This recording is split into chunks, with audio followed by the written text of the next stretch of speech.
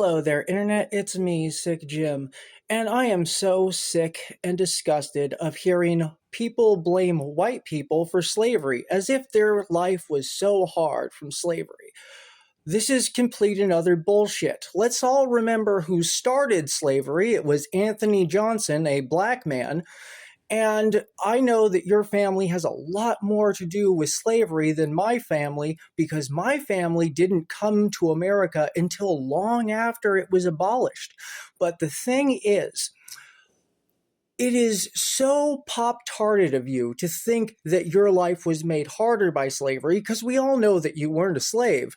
But the thing that makes this 10 times worse is black people's lives were made better by slavery, and white people's lives were made worse by slavery. And this should be obvious to everybody who's not pop-tarted.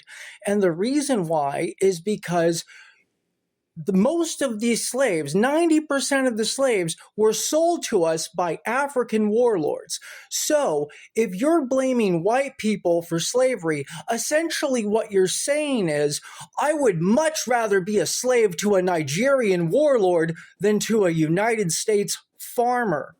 Because that's what happened. You got farming jobs instead of working for a warlord. And let's all remember, Nigeria still has not abolished slavery. There is over 1.6 million slaves in Nigeria, and more slaves than ever existed in America.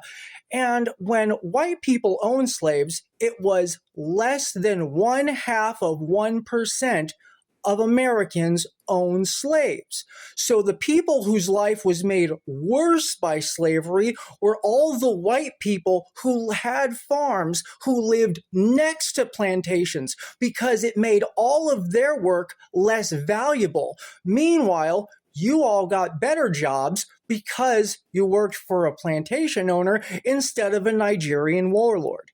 Hope this helps. Bye.